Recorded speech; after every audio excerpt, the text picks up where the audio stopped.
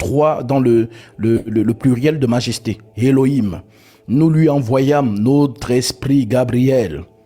Nous lui envoyâmes. Ça veut dire que le Allah du Coran dit qu'il a envoyé son esprit. Ça ne vous dit rien? Ça ne vous dit rien dans la Bible? Nous lui envoyâmes notre esprit. Maintenant, qui envoie son esprit dans la Bible? Qui envoie son esprit dans la Bible? Je vais vous lire une écriture, ça va peut-être vous parler. Comme certaines personnes ne comprennent pas certaines choses. Quand on lit Apocalypse, chapitre 22, verset 16, qu'est-ce qui est écrit? On va voir si Allah n'a pas plagié. On dit ici, moi Jésus, j'ai envoyé mon ange.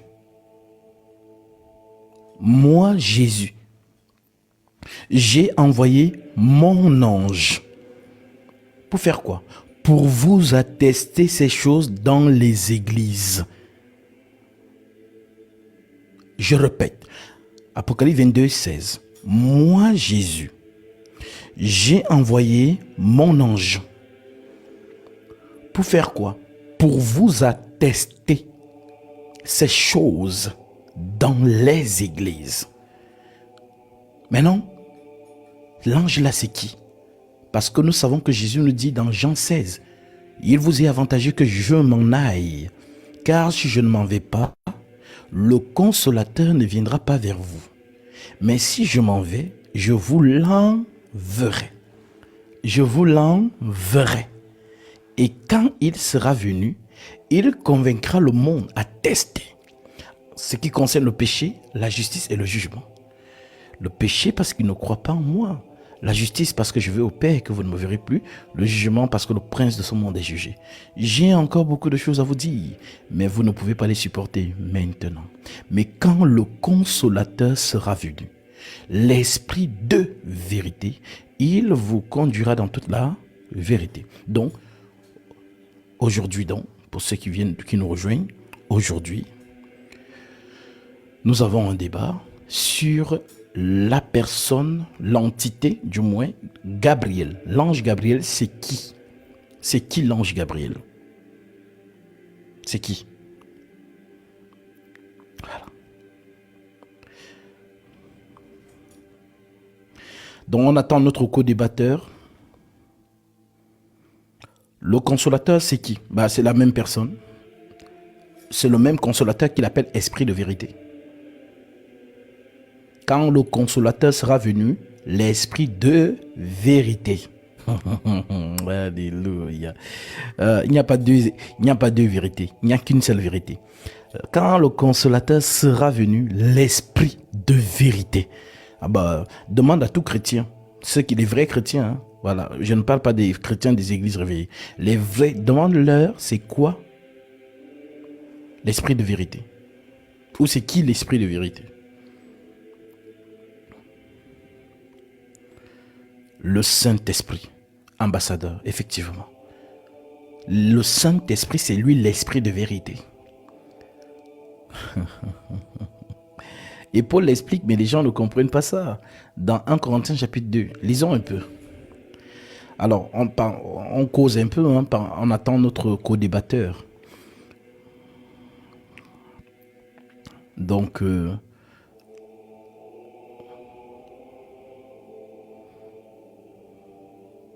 1 Corinthiens, chapitre 2, à partir du verset 9. Écoutez ce que l'apôtre Paul dit. Prenons même à partir du verset 6. L'apôtre Paul déclare: cependant, c'est une sagesse que nous prêchons parmi les parfaits. Sagesse qui n'est pas de ce siècle, ni des chefs de ce siècle qui vont être anéantis. Nous prêchons la sagesse de Dieu, mystérieuse et cachée, dont la sagesse de Dieu n'est pas accessible, elle est cachée. Nous prêchons la sagesse de Dieu, mystérieuse et cachée, que Dieu, avant les siècles, donc avant la création, oui, avant que toi tu aies la tête que tu as là, voilà, avant ça, voilà, que Dieu a destiné, mystère, nous prêchons la sagesse de Dieu, mystérieuse et cachée, que Dieu, avant les siècles, avait destiné pour notre gloire, la gloire de qui? Des saints.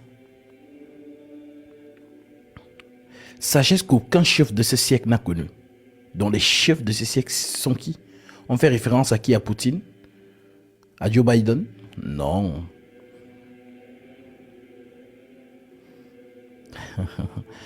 Nous n'avons pas à lutter contre la chair et le sang, mais contre les principautés. On les appelle les principautés. Ce sont des princes, des principautés, des entités supérieures. C'est pas la cour des enfants. Voilà. Donc un homme sur terre n'est influencé que par un esprit. L'homme, c'est une carcasse, c'est un véhicule, c'est une chemise qu'on porte pour entrer dans une dimension. Pour venir sur terre, il faut porter le corps. Pour aller à la lune, il faut porter une combinaison. Dans chaque sphère a un corps. Voilà pourquoi Jésus dit, la chair ne sert de rien. C'est l'esprit qui vivifie. Voilà.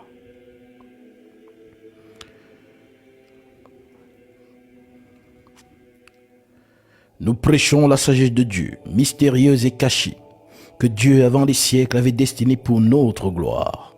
Sagesse qu'aucun des chefs de ces siècles n'a connue, car s'ils l'eussent connue, ils n'auraient pas crucifié le Seigneur de gloire. Ah, qui est le Seigneur de gloire? On dit, si ces chefs-là avaient su le mystère, ils n'allaient jamais crucifier le Seigneur de gloire. Mais comme il est écrit, dit Paul, ce sont des choses que l'œil n'a point vues. Oui, l'œil du musulman n'a pas vu ça. Ce sont des choses que l'œil n'a point vues, que l'oreille n'a point entendues. Non, ce n'est pas accessible aux êtres humains. Ce sont des choses que l'œil n'a point vues, que l'oreille n'a point entendues, et qui ne sont pas montées dans le cœur de l'homme. En d'autres termes, ça n'a pas été même soufflé ou inspiré dans le cerveau de l'homme. Ce sont des choses inaccessibles. Comprends-tu cela? Alors quand tu vois les intellectuels se buter dans ce livre, moi je rigole devant ce spectacle. Des vapeurs d'eau, des hommes insignifiants qui n'arrivent même pas, c'est-à-dire à être dans une assurance que quand je vais dormir, je vais me réveiller. Mais c'est cet homme qui vient avec son orgueil. Ah, moi, je ne crois pas en Dieu. Moi, voilà, je suis rationnel. Moi, c'est pas logique. Comment un Dieu qui a tout créé peut venir se faire fouetter par ses propres créatures? Non, ça c'est pour ceux qui, voilà, moi, je suis un intellectuel. Moi, voilà quoi, ça n'a pas de sens. Hein? Je trouve ça débile. Les sages de ce siècle. Donc, une créature qui ne sait même pas si en dormant, il va se réveiller. Il ne sait même pas si en faisant l'amour avec sa femme, il va la satisfaire. Oui. Par exemple, pour satisfaire la femme, il faut le cardio, le sport. Il faut demander aux femmes, il faut vous dire. C'est là-bas où la femme mesure l'homme. C'est pas au muscle. Elle te mesure là-bas. Le lit conjugal. Et donc tu n'es même pas sûr. Même là-bas. Mais c'est toi, dans ton être, tu veux te donner une sagesse de Dieu. En posant des questions fallacieuses. Est-ce que Dieu dort? Est-ce que Dieu peut devenir un homme? Non, Dieu ne peut pas. Donc toi, tu es qui pour dire ce que Dieu peut faire et ne peut pas faire? Tu es qui? Tu es qui dans l'équation? Qui es-tu dans cette équation? Tu es qui? Alors, l'apôtre Paul continue en disant, mystère caché que Dieu, avant les siècles, avait destiné pour notre gloire. Sagesse qu'aucun des chefs de ce siècle n'a connu, car s'ils l'eussent connu, il n'aurait pas crucifié le Seigneur de gloire. Mais comme il est écrit, ce sont des choses que l'œil n'a point vues, que l'oreille n'a pas entendues et qui ne sont pas montées dans le cœur de l'homme. Des choses que Dieu a préparées pour ceux qui l'aiment, dont ces choses inaccessibles sont réservées à une catégorie de personnes. Aux gens que Dieu aime. Dieu nous les a révélés, révélation. Dieu nous les a révélés par l'Esprit. Car l'Esprit sonde tout, même les profondeurs de Dieu. Maintenant, il explique.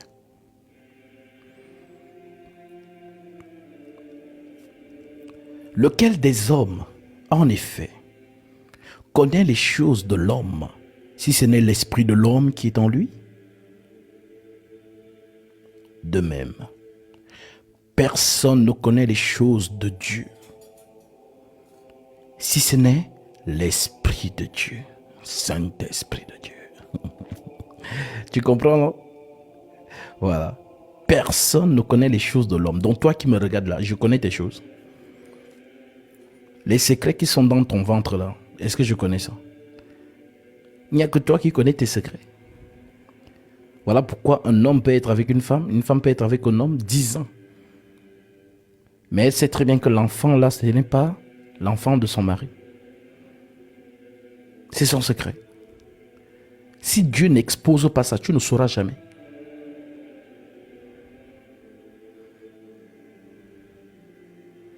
Tu ne sauras jamais. C'est ce qu'on appelle les secrets. Maintenant, Paul te dit donc, il prend un exemple pour te faire comprendre. Auquel des hommes, qui connaît les choses de l'homme si ce n'est l'esprit de l'homme qui est en lui?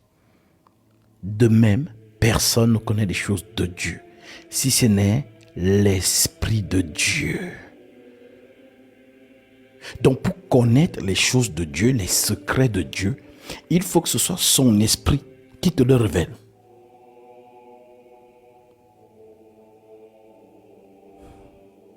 Est-ce que tu comprends? Maintenant, si tu comprends, écoute encore ce qu'il dit. Dieu nous les a révélés par l'Esprit, car l'Esprit sonde tout, même les profondeurs de Dieu. Lequel des hommes en effet connaît les choses de l'homme, si ce n'est l'Esprit de l'homme qui est en lui? De même, personne ne connaît les choses de Dieu, si ce n'est l'Esprit de Dieu. Or, nous n'avons pas reçu l'Esprit du monde, mais l'Esprit qui vient de Dieu, afin que nous connaissions les choses que Dieu nous a données par sa grâce. Et nous en parlons, non avec des discours qu'enseigne la sagesse humaine, l'université. Non avec des discours qu'enseigne la sagesse humaine, mais avec ceux qu'enseigne l'Esprit. Mais avec ceux qu'enseigne l'Esprit, en employant un langage spirituel pour les choses spirituelles. Mais l'homme animal, l'être humain, mais l'homme animal ne reçoit pas les choses de l'Esprit de Dieu, car elles sont une folie pour lui. Voilà pourquoi, lorsque vous dites aux musulmans que Jésus est Dieu, ils rigolent. Parce que pour lui, Dieu ne peut pas dormir. Dieu ne peut pas naître. Il rigole. C'est ça ici. Voilà pourquoi on dit, mais l'homme animal ne peut recevoir les choses de l'Esprit de Dieu, car elles sont une folie pour lui. Il rigole. Il se moque. Regarde, leur Dieu dort. Folie. Folie. C'est une folie pour lui. Il ne peut les connaître parce que c'est spirituellement qu'on en juge. Donc pour connaître ces choses, c'est spirituellement. L'homme spirituel, au contraire, juge de tout et n'est lui-même jugé par personne. Car qui a connu la pensée du Seigneur pour l'instruire? Or nous avons la pensée de Christ. Donc, la pensée de Christ, c'est donc quoi? C'est donc ça le don. Le don de la pensée de Christ, c'est connaître ce que Dieu avait dans l'esprit lorsqu'il écrivait une écriture. Comme par exemple, il disait, personne ne connaît le Père si ce n'est le Fils. Et personne non plus ne connaît le Fils si ce n'est le Père. Et celui à qui le Fils veut le révéler. Quand il écrivait ça, la pensée de ça, cachée, c'est ça qu'on appelle donc le ministère de la parole. Et ça, on n'apprend pas ça. Tu vas aller faire la formation où? À la théologie. La théologie n'a pas ça. La théologie va t'apprendre seulement qu'en grec, tauros, ça veut dire tos. Voilà. En grec, en hébreu, c'est oui, El Shaddai. El Shaddai, ça veut dire, voilà. En grec, oui. Non, ça a été daté. Voilà, ça a été daté au 6e siècle. Ça, ce sont des choses de la chair. Ça s'arrête là. Mais toi, ce n'est pas ça que tu as besoin. Toi, tu as besoin de ce qui est caché. Tu dis non, nous on veut ce qui est caché. Ça là, on peut aller lire, on peut aller à la procure à Paris là. On cherche, on veut un livre du 6e siècle là sur l'histoire de. On te donne, tu lis. C'est tout. Mais, les choses qui sont dans le ventre de Dieu là, c'est secret. C'est ça que nous on veut. Voilà pourquoi il dit, invoque-moi et je te répondrai. Et je t'annoncerai des grandes choses, des choses cachées que tu ne connais pas. Et vous voulez aller chez... Donc, vous avez vos soi-disant hommes de Dieu qui vont faire les cours théologiques et qui affichent ça dans leur bureau, un gros diplôme théologique, master 2 en théologie. Et c'est ça que vous appelez homme de Dieu dans ce siècle. Ça fait pitié. Donc, tout simplement, le Seigneur révèle les choses par son esprit. Et l'esprit de Dieu, c'est ce qu'on appelle Saint-Esprit. Parce qu'il y a des gens qui font la différence entre Dieu et le Saint-Esprit. Oui, ils disent qu'ils sont chrétiens. Juste en 2024, il y a des gens qui disent que non, l'Esprit de Dieu est à part. Donc c'est ce qu'on appelle Père. Et le Saint-Esprit est à part. Oui, dans la pensée de soi-disant de certains chrétiens, c'est encore comme ça. Incroyable. Donc nous attendons notre co-débatteur. Nous attendons encore, peut-être il va venir. Le débat c'est qui est Michael, qui est Gabriel, qui est l'ange Gabriel.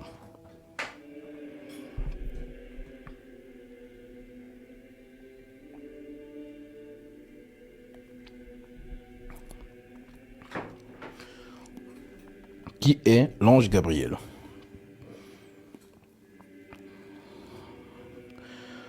– 17h10, on l'attend quand même, ça fait 30 minutes quand même.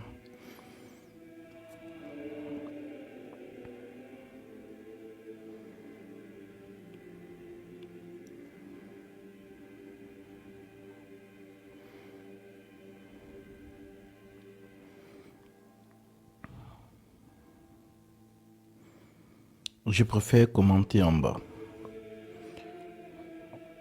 Aujourd'hui, vous avez vu le titre et je ne parlerai que de ça aujourd'hui. Parce que c'est pour ça que j'ai lancé le live. On m'a convié à un débat depuis... c'était quand?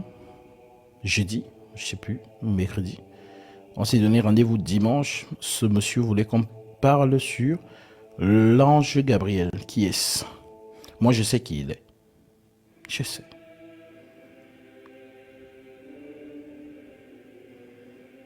Je sais qui il est.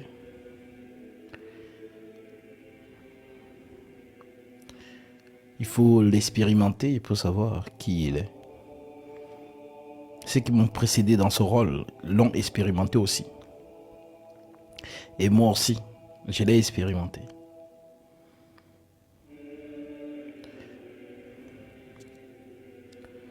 Mais Jésus-Christ a dit, Père, maintenant, le monde a connu que tu m'as envoyé.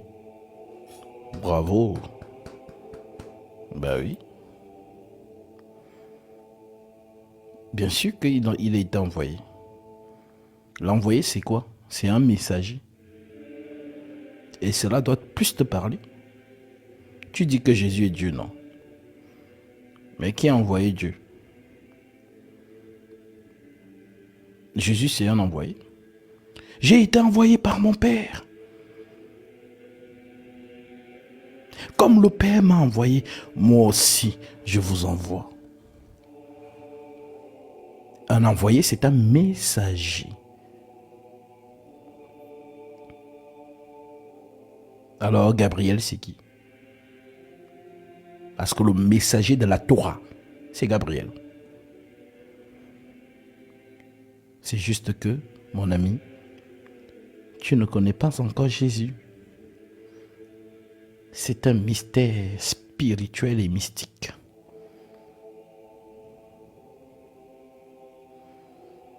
Je te donne l'avant-goût. Je te donne l'avant-goût. Tu as fêté Noël, non? Tu as fait beaucoup de fêtes de Noël. Ça se voit. Alors, je vais te donner un indice. Quand tu fêtais Noël, l'engouement de Noël, c'est quoi? C'est le sapin, n'est-ce pas? Avec les enfants, décorer le sapin. Mais quand tu étais en train de faire la crèche, tu la mettais où? En bas du sapin. Voilà. Et après, tu mettais une étoile. Tu la mettais où? Au sommet du sapin. Maintenant, prends une minute et réfléchis un peu sur ça. On appelle ça méditer. Pourquoi l'enfant est en bas et l'étoile est en haut? L'étoile, c'est quoi? C'est l'étoile qui sort la nuit?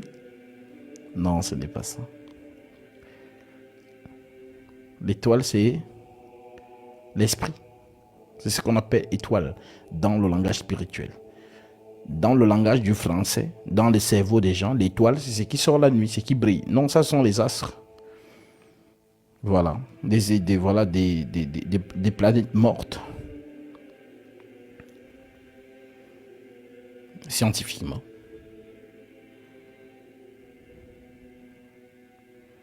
Mais l'étoile, dans le langage de l'esprit, c'est autre chose. Je vais te lire ça. Apocalypse, chapitre 1. Qu'est-ce que Jésus nous dit de l'étoile? C'est quoi l'étoile? Apocalypse 1, je prends le verset 12. Et que tu dis, je me retournais pour connaître quelle était la voix qui me parlait. Et après m'être retourné, je vis 7 chandeliers d'or.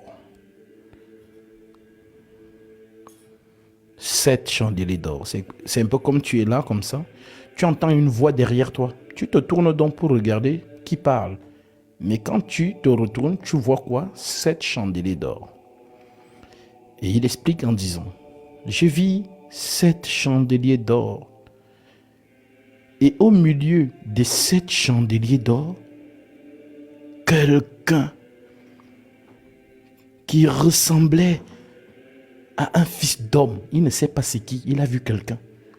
Peut-être c'était Gatsby.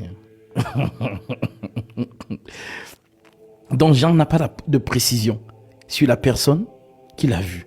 Il dit, je vis 7 chandeliers d'or. Et au milieu des 7 chandeliers d'or, quelqu'un qui ressemblait à un fils d'homme. Maintenant, il décrit le personnage. Il dit,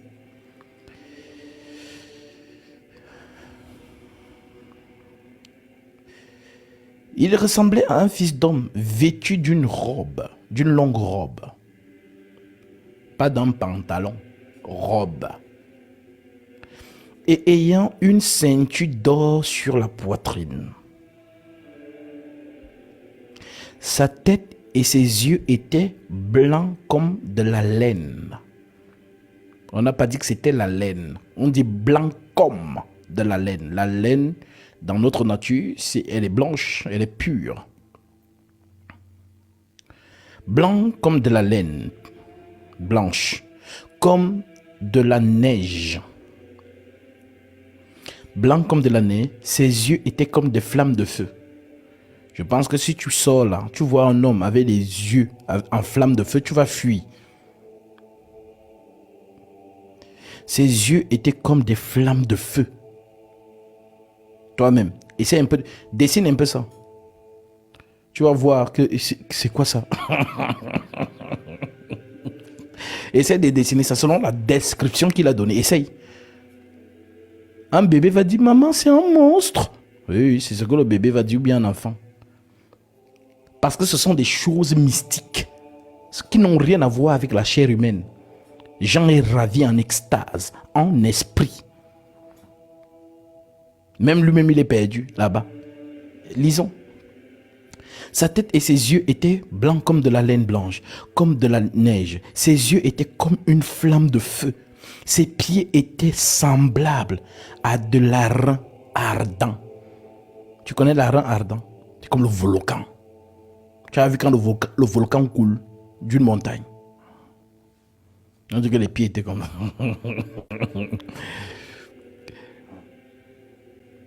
L'airain ardent, comme s'il eût été embrasé par une fournaise, comme si ses pieds brûlaient. Toi, tu vois ça, tu as fui, non? Il continue en disant, ses yeux étaient comme une flamme de feu, ses pieds étaient semblables à de l'airain ardent, comme s'il eût été embrasé par une fournaise. Et sa voix était comme le bruit de grandes eaux. Tu as vu quand un stade crie un nom. Moi, j'ai déjà expérimenté ça. J'étais footballeur professionnel. Quand tout un stade crie ton nom, tu allais.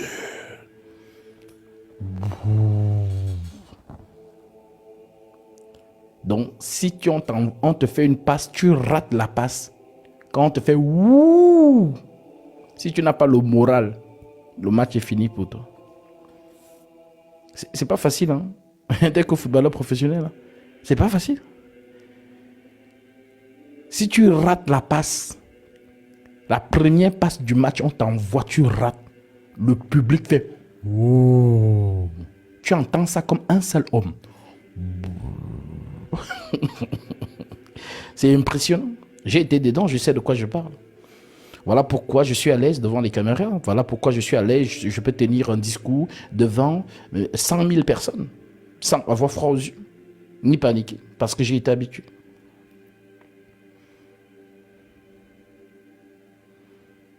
Donc, on te dit donc que la voix de l'être que j'envoie, c'est comme dans d'autres versions, on dit comme la voix d'une multitude. Genre peut-être 100 000, peut-être 1 million de personnes qui disent oui en même temps. Oui, tout. Ah, c'est ça. Quand vous criez, ceux qui sont déjà allés dans un stade de football, quand vous criez au stade, vous ne vous entendez pas. Celui qui entend, c'est celui qui est au milieu. Ouh. Si c'est... Comment? Je vais prendre un nom. Si c'est Etna, on dit Etna. Etna. Ça résonne. Et c'est ça qui donne souvent la force aux footballeurs. Quand tout un stade scantifie ton nom, ça te donne des ailes. C'est comme si en fait on te portait, tu te sens tellement fort. C'est ça qui donne l'assurance aux joueurs. Mais quand tu mouilles, le même public qui te lève, c'est le même public qui t'abaisse. Le public peut déstabiliser un joueur.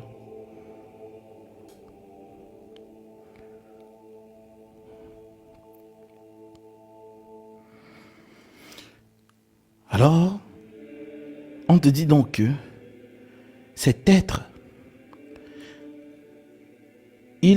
on dit, comme si ses pieds étaient comme de la fournaise, comme si ses pieds étaient comme comme s'il eût été embrasé dans une fournaise, et sa voix était comme le bruit d'une multitude. Sa voix était comme le bruit des eaux. Dans Daniel, on parle plutôt du bruit d'une multitude. Voilà. Voilà. Il avait dans sa main droite, dont l'être que Jean voit. Déjà, on a fini avec la description. Maintenant, Jean va donc voir ce qu'il a. Il avait dans sa main droite 7 étoiles. De sa bouche sortait une épée. Voilà. Une épée aiguë à 2 tranchants. Et son visage était comme le soleil. Tu as vu le soleil, non? On dit que son visage était comme ça. C'est quoi? C'est un être humain? C'est quoi? C'est un... Donc Jean ne reconnaît pas le personnage. Alors, et son visage était comme le soleil lorsqu'il brille dans sa force. Dans d'autres versions, lorsqu'il brille dans son zénith. Le zénith, c'est lorsque le soleil est au pic de sa chaleur. Verset 17. Quand je le vis, je tombais à ses pieds comme mort. Jean n'a pas résisté que... non, c'est quoi ça? Il est tombé, comme s'il était mort. Il était terrifié, tétanisé, saisi d'effroi et d'épouvante. Vous qui demandez souvent les visions en prière, là, Seigneur, montre-moi. Seigneur, Seigneur. Il faut être prête pour voir ces choses. Tu vois, tu n'es plus un homme normal. Parce que tu as vu ce que le commun mortel ne voit pas. Quand je le vis, je tombais à ses pieds comme mort. Il posa sur moi sa main droite. Il posa sur moi sa main droite. En disant, n'aie pas peur. Alléluia. N'aie pas peur. Donc on dit la voix est comme les bruits de grandes eaux. Donc imagine comment Jean entend ça. N'aie pas peur. Que Dieu te bénisse. Je ne vois pas ton nom, mais je vois l'offrande, le message qui accompagne ton offrande. Alors je vais le lire. Pour la nourriture céleste, sois béni mon frère. Du frère Maxwell de l'île Maurice. Ah mon frère, que Dieu te bénisse. Tu as été certainement touché par la vérité, la parole, et le Seigneur dispose dans ton esprit de faire cette offrande pour prendre ta bénédiction. Alors, conformément à sa parole, Galates 6 à 7, que celui à qui l'on enseigne la parole fasse part de tous ses biens à celui qui l'enseigne. Ne vous y trompez pas, on ne se moque pas de Dieu, ce qu'on aura semé, le moissonnera aussi. Corrélé à Matthieu 10, le Seigneur déclare, l'ouvrier mérite sa nourriture. En entrant dans la maison, saluez-la. Si la maison en est digne, que votre Père vienne sur elle. Et si la maison n'en est pas digne, que votre Père retourne avec vous. Tu en es digne. Car ce que tu as donné, je vais manger. Comme les 3 hommes ont mangé chez Abraham et la bénédiction est entrée dans sa demeure. Alors que par cette offrande, le Seigneur t'accorde ce que ton cœur désire. Lui qui connaît tes prières et tes doléances et qui dépose en toi ses dons spirituels. Au nom de Jésus-Christ, mon frère Maxwell, sois abondamment béni. Shalom, mon frère. Alors, on te dit donc que Jean, l'être lui dit, verset 17, quand je le vis, je tombais à ses pieds comme mort. Il posa sur moi sa main droite en disant, n'aie pas peur. En disant, ne crains point.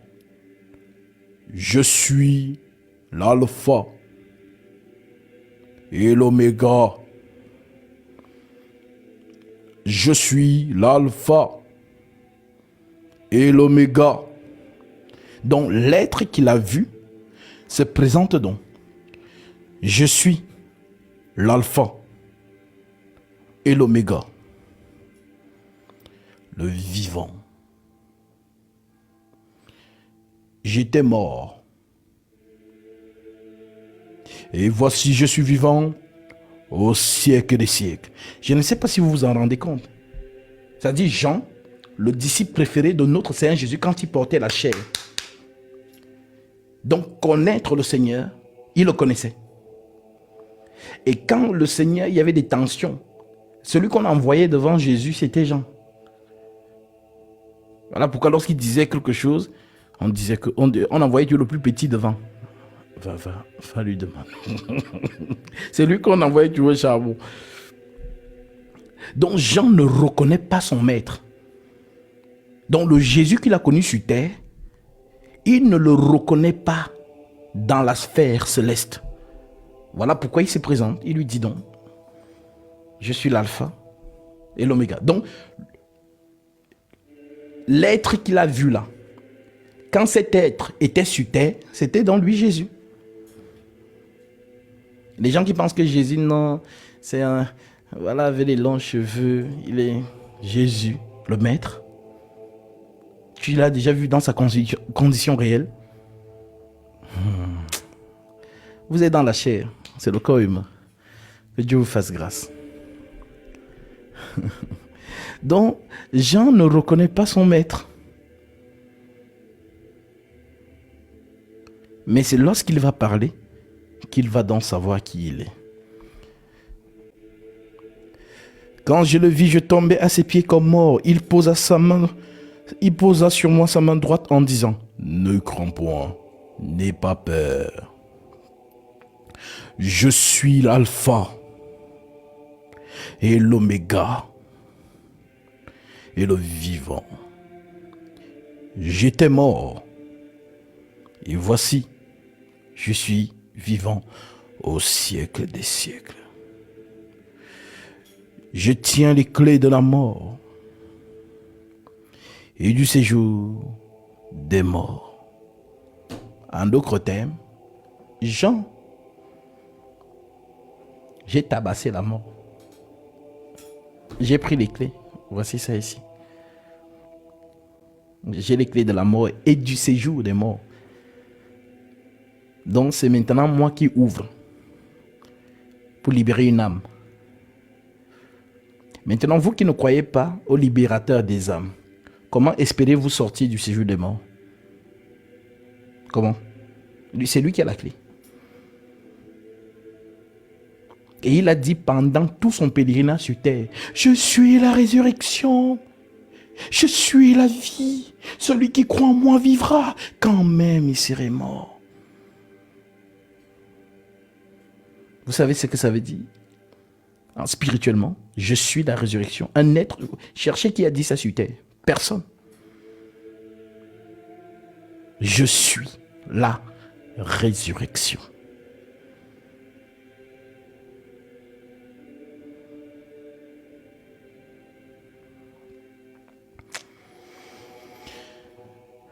Vous qui êtes dans cette espérance, vous êtes bénis au nom de Jésus-Christ. Vous qui êtes dans cette espérance, vous êtes bénis. Parce que nous sommes sur TikTok, nous voyons tout ce qui se passe. Tu vois quelqu'un faire TikTok aujourd'hui, demain on te dit, il est mort, on met la chanson nigérienne. La vie a un sens, tant que tu vis, tu manges, tu vas au travail, tu as ta voiture, tu as ta maison.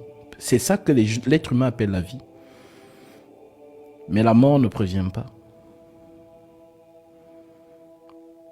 Voilà donc pourquoi les saints n'ont pas peur de la mort. Les saints n'ont pas peur de la mort. La mort pour un saint, c'est la fin du match. Au contraire, lorsque tu vis, ta foi est toujours engagée.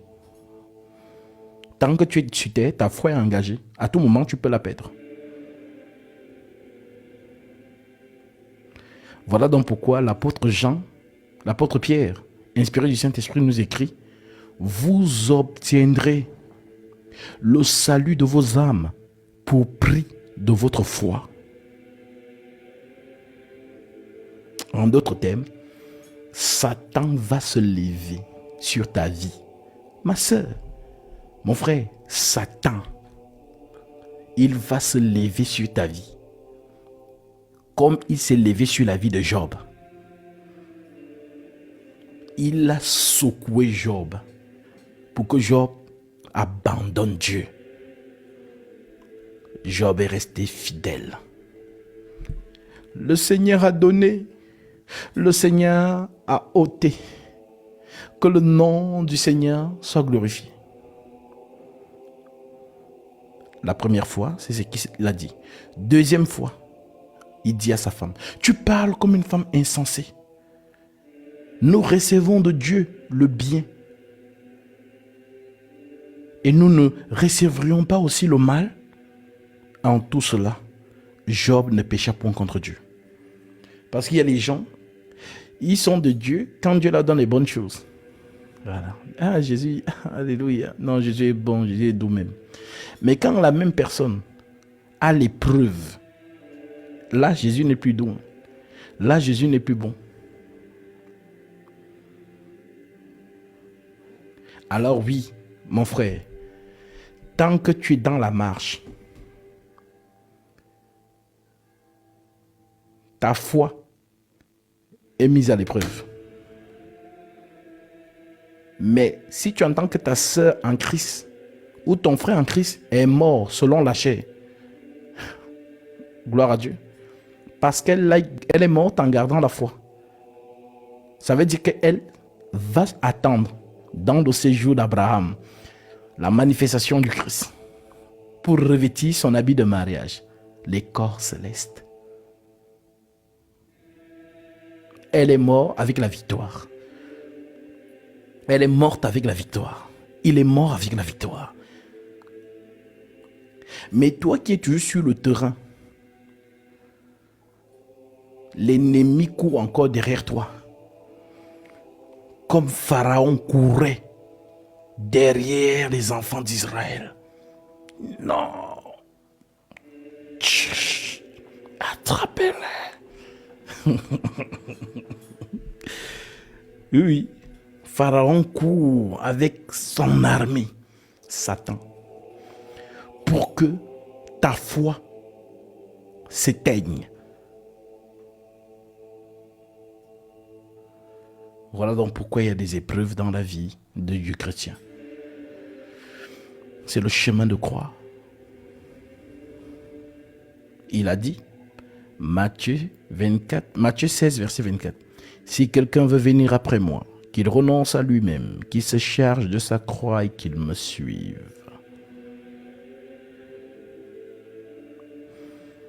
La croix. Les persécutions partout. Milieu professionnel, dans la famille, dans les amis, dans la société. Mais qu'est-ce que j'ai fait aux gens? J'ai l'impression que c'est moi qu'on déteste. Je suis toujours bien bon envers les gens, mais je ne comprends plus rien. Ah, tu ne comprends plus rien. Ah bah, ça veut dire qu'on t'a mal enseigné. Ce ne sont pas ces gens qui te persécutent. Comme ce n'étaient pas les gens qui sont venus tuer les serviteurs de Job et le vent qui est venu tuer les enfants de Job. C'était Satan derrière. Voilà donc pourquoi Jésus dit, prie pour tes ennemis. Parce que ton ennemi, c'est un véhicule dans lequel dont Satan est entré pour faire son travail. Donc si tu détestes le corps que Satan est entré pour faire le travail, ça veut dire que tu n'as pas vu Satan. Tu n'as pas de discernement, tu es aveugle. Tu es aveugle, tu ne vois rien. Tu es un chrétien, les toto spirituels, là, oui, c'est comme ça que tu es. Tu ne vois rien, tu ne vois rien. Alors, tu ne vois rien. Tu es aveugle. Alors le Seigneur dit pour ceux qui sont aveugles, achète de moi de l'or éprouvé par le feu, afin que tu deviennes riche, riche de la parole. Et de vêtements blancs, afin que tu sois vêtu et que la honte de l'iniquité ne paraisse point. Et un collier pour oindre tes yeux, afin que tu vois. Est-ce que tu vois? Toi, tu ne vois pas. Toi, tu vois ta copine. Toi, tu vois ta mère, ton père, ton oncle. Ah non, mon oncle, il est trop méchant.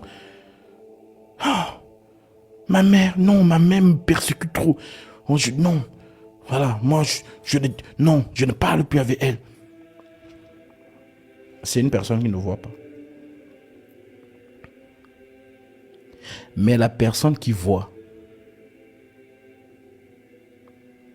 arrière de moi, Satan. Car tes pensées ne sont pas les pensées de Dieu. mais celle des hommes. Est-ce que Jésus a vu Pierre? Il n'a pas vu Pierre. Pourtant, Pierre lui a dit, Seigneur, à Dieu ne plaise, cela ne t'arrivera pas. Jésus dit, hein? Attends. Non, Pierre, c'est mon frère. Pierre connaît les Écritures. Il sait que selon la prophétie, je dois mourir.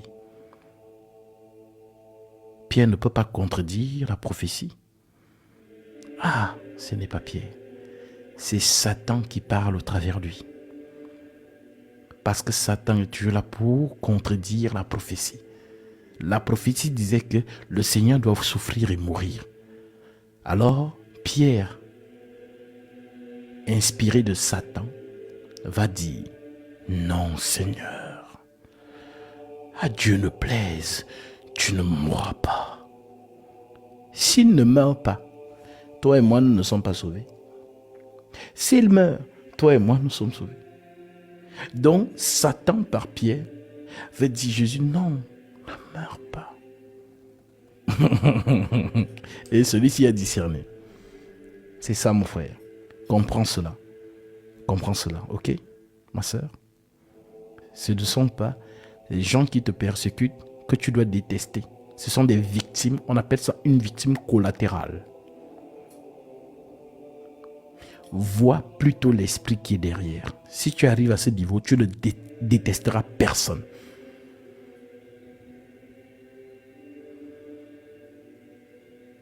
Tu ne détesteras personne. Au contraire, tu seras pleinement d'amour comme Jésus. Quand il disait aux pharisiens, aimez ceux qui vous persécutent. Les pharisiens disaient quoi? Mais l'homme-ci, il est normal. Les Romains, ils ont tué nos grands-pères, nos grands-mères, nos femmes, nos enfants. Tu dis quoi? Qu'on aime les... D'ailleurs, tu n'es pas le Messie.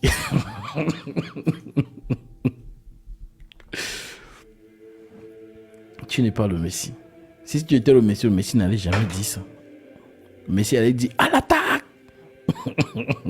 Et c'est ça qu'ils attendent. Et oui, le Messie va dire à l'attaque. Oui, le Messie va dire ça, c'est écrit.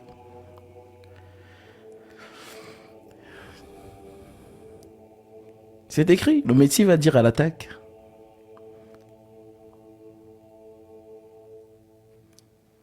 Alors, oui, mon frère et ma soeur, le Seigneur veut que tu l'entendes. Ne déteste pas ceux qui sont autour de toi. Au contraire, prie pour eux.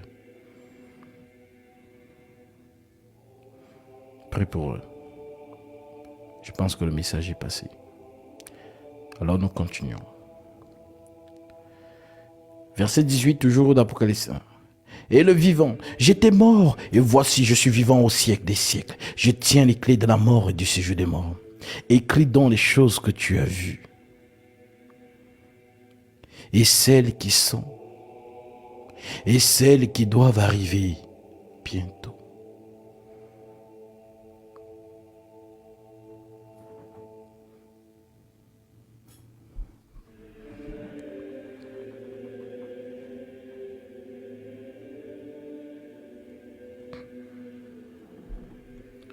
Qu'est-ce qu'il me fait?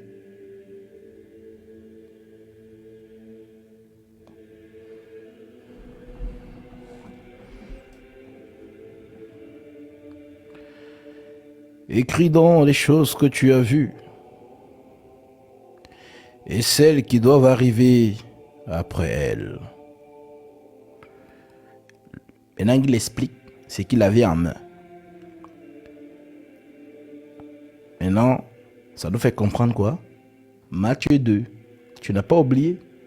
C'est pourquoi je t'ai amené ici. Le sapin de Noël. Alors, les 7 étoiles. Le mystère des 7 étoiles que tu as vu dans ma main droite. Et les 7 chandeliers d'or. Les 7 étoiles sont les 7 anges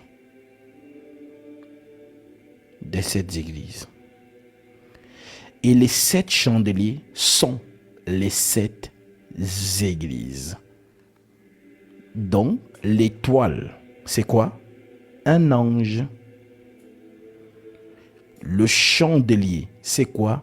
L'église. Tu vois le décor ou pas? Je dois te faire un dessin. Est-ce que je dois te faire un dessin? C'est ce que vous appelez souvent, mais vous ne comprenez pas ce que vous dites. Lucifer, ça veut dire quoi? Qu'est-ce que ça veut dire? Parce que Lucifer, c'est pas du français, hein? C'est du latin. Ça veut dire donc quoi? Lucifer. Ça veut dire quoi? En français, quand tu traduis.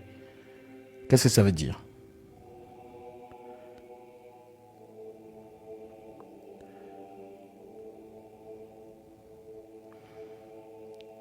Je veux le thème latin.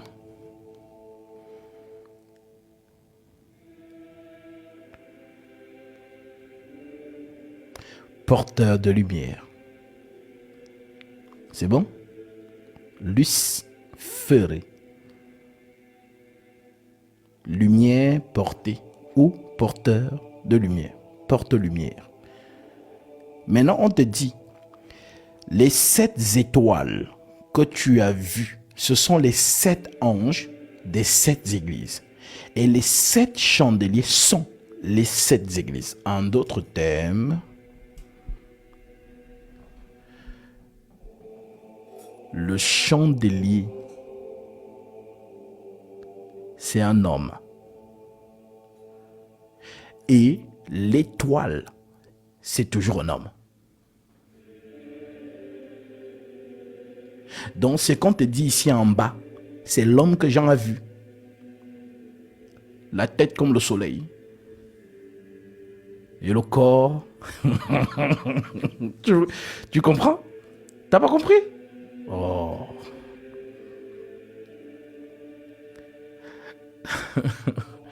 En gros, c'est lui le chandelier.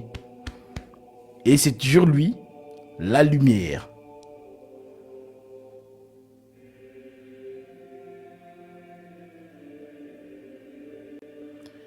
Ceux qui ont compris, que Dieu vous bénisse. Ceux qui n'ont pas compris, ne comprenez pas. D'ailleurs, vous êtes les fils et les filles de la perdition. Car la prophétie dit que vous ne comprendrez rien. Daniel 12, 9 à 10. Les méchants feront le mal et aucun des méchants ne comprendra. Mais ceux qui auront de l'intelligence comprendront. Ouais.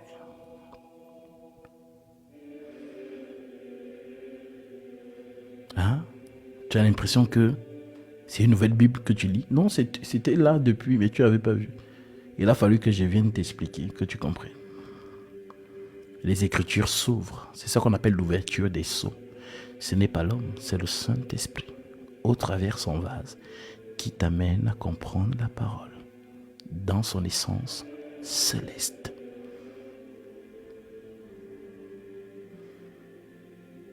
En gros, tout ce que Jean a vu, à la fin, l'homme qui lui apparaît lui explique que c'était lui. C'est lui le chandelier, c'est aussi lui la lumière. Voilà donc pourquoi l'église que nous sommes a la lumière. Cette lumière donc, c'est ça la vérité. D'où l'expression ange de lumière. Satan aussi se déguise en ange de lumière. Le chandelier. Maintenant tu as compris qui est Lucifer. Ah, je sais. On t'a beaucoup menti. Hein. Quand tu étais petit, tu as grandi avec des mensonges. C'est normal. C'est ça Satan. Pervertir la vérité. La détourner de son sens.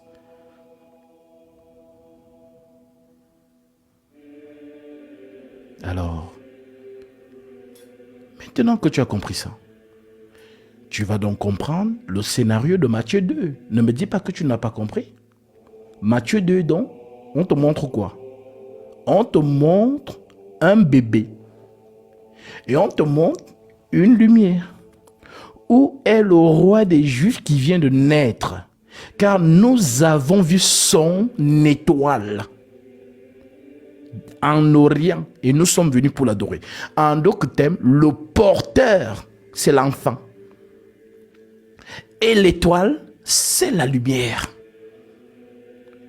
Donc l'étoile et l'enfant doivent devenir un.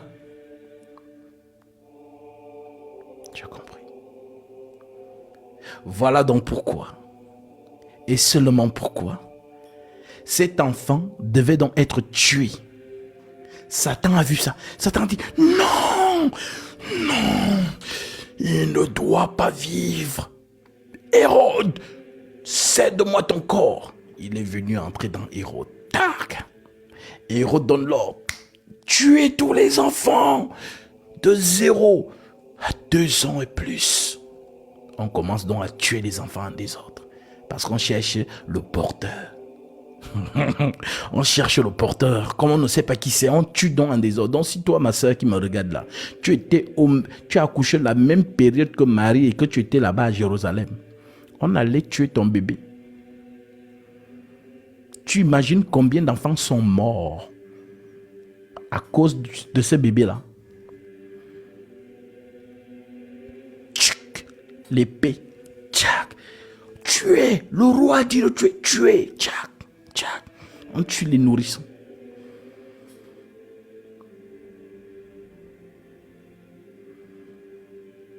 Tu pensais que c'était quel esprit? Satan. Alors je t'explique. Cet enfant, en fait, c'est un contenu. C'est le corps de la lumière. C'est le corps de la lumière.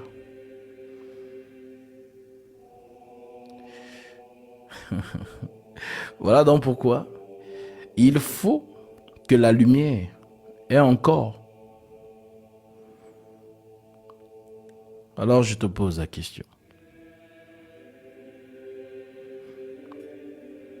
Qu'est-ce qui était créé le premier? Le soleil ou la lumière? Selon la Torah. La lumière, n'est-ce pas?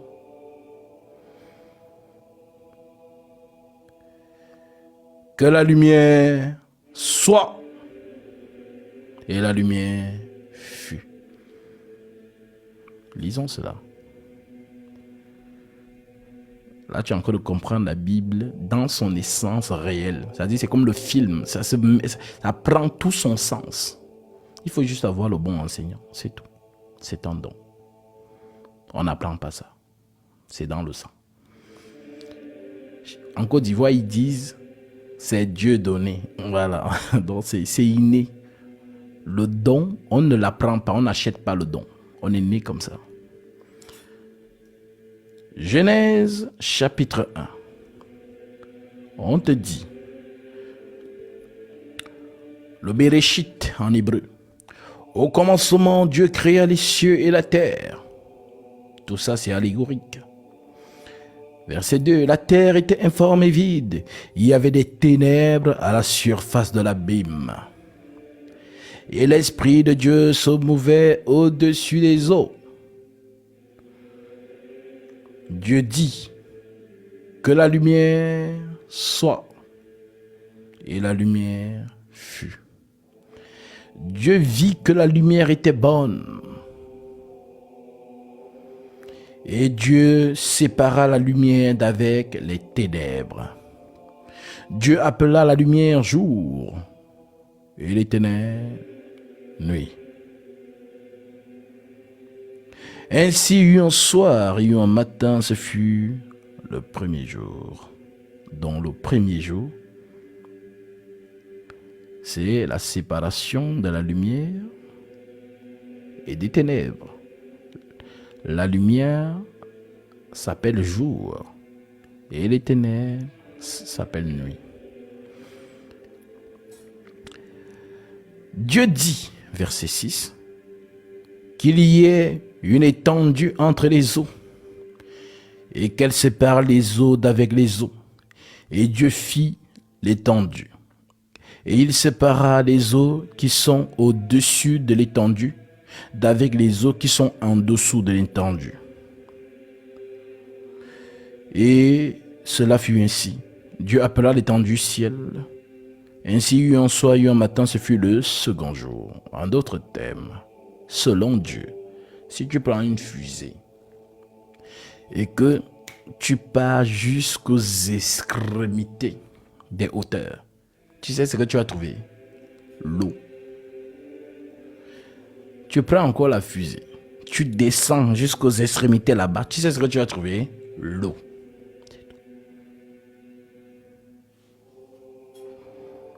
Selon Dieu, pas selon vos scientifiques de la NASA. On continue.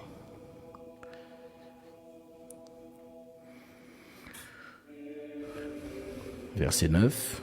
Dieu dit que les eaux qui sont en dessous du ciel se rassemblent à un seul lieu et que le sec paraisse.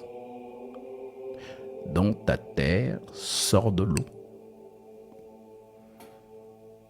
Alors tu comprends le discours de Jésus maintenant. Si un homme ne naît d'eau et d'esprit, il ne peut entrer dans le royaume des cieux. Car nous sortons tous de l'eau. Toute la création sort de l'eau. Nous y reviendrons. Ce n'est pas notre sujet. Dieu appela le sectaire et il appela la main des homères. Dieu vit que cela était bon.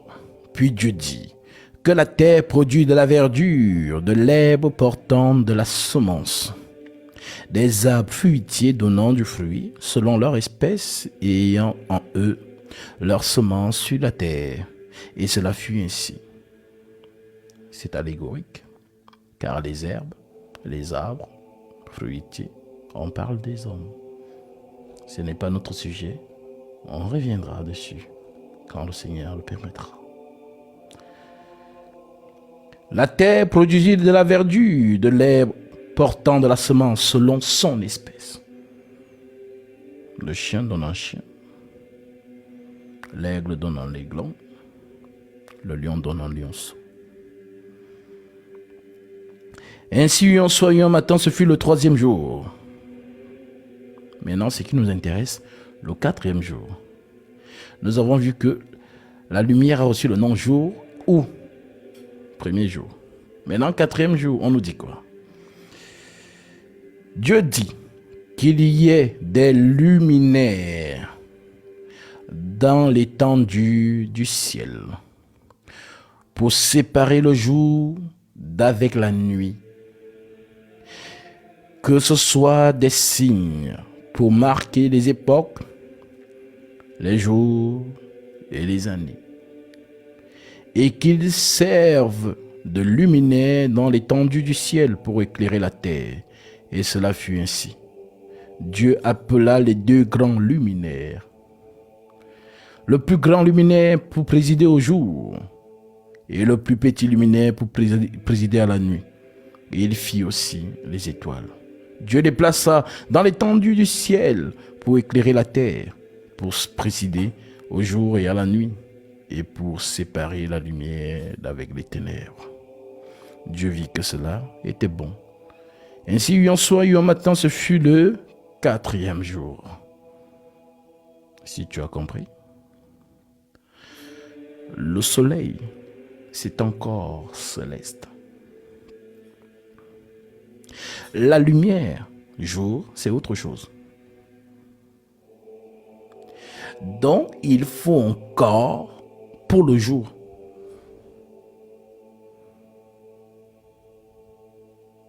Je suis la lumière du monde. Genèse que vous lisez chaque jour là. C'est des mathématiques codées. Codées. Codées. Codées. Codées.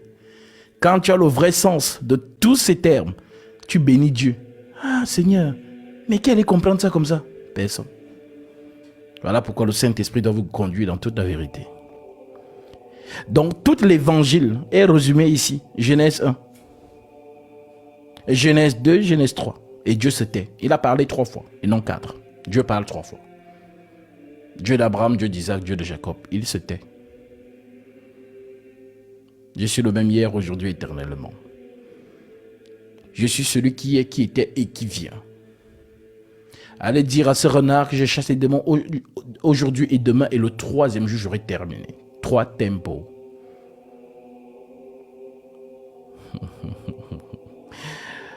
Ah, peuple de Dieu, nous avons un Dieu mystérieux.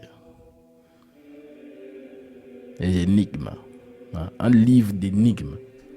Un livre d'énigmes. Énigmatique. Les devinettes qui sont dedans ici. Ah, c'est grave. Donc, l'enfant, pour revenir donc à Matthieu 2, l'enfant, c'est le corps céleste. Le premier homme tiré de la terre est terrestre. Le second homme est le Seigneur du ciel. C'est Paul qui explique ça en Corinthiens chapitre 15. Je fais un petit raccourci et je reviens dans Matthieu 2. En Corinthiens 15, l'apôtre Paul déclare ceci. Il dit,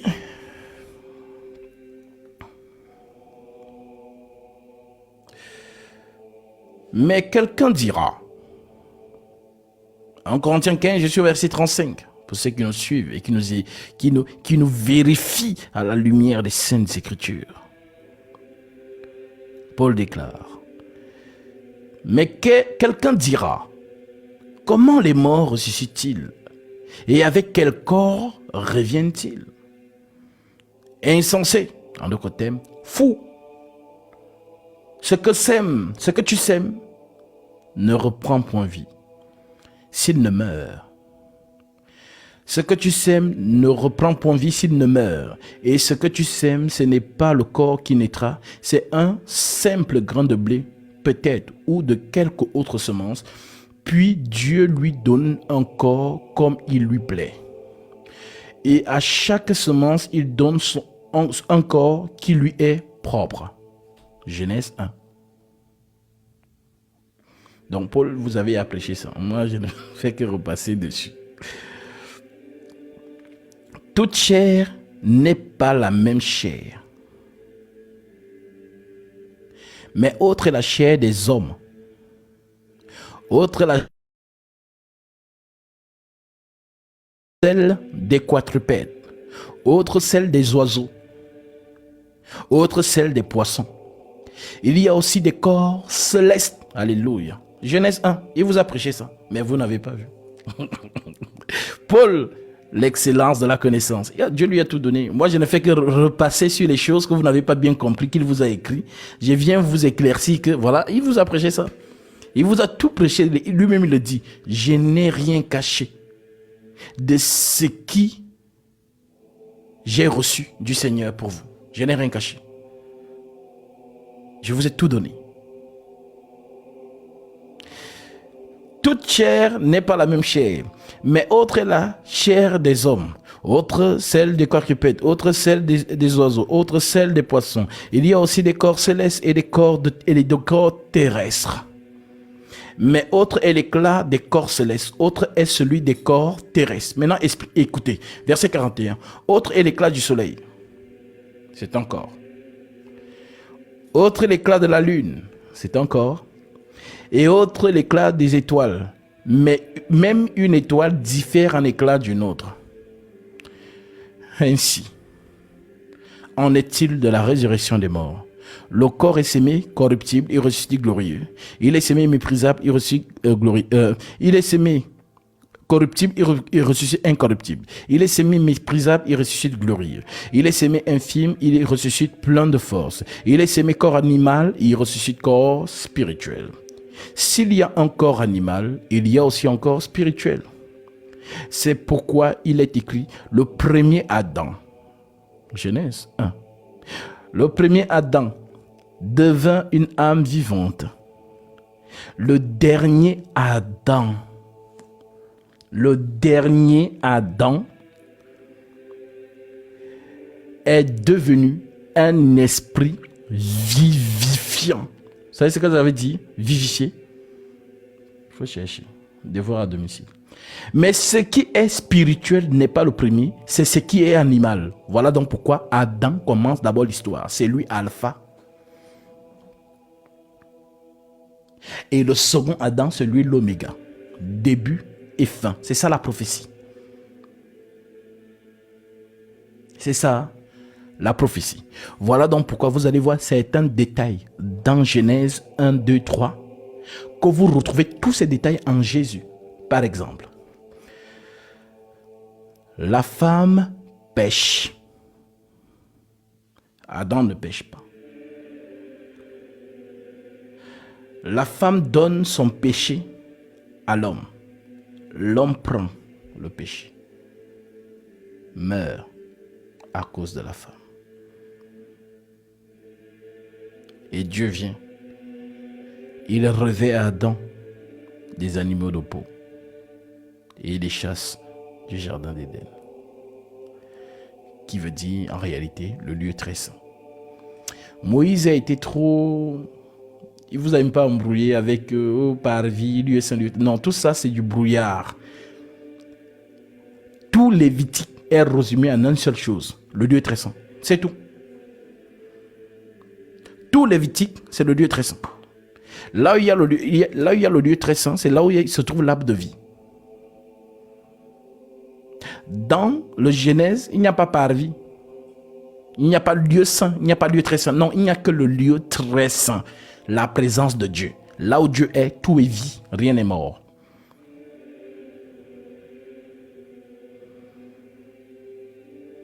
Voilà donc pourquoi l'homme était où? Dans le lieu très saint.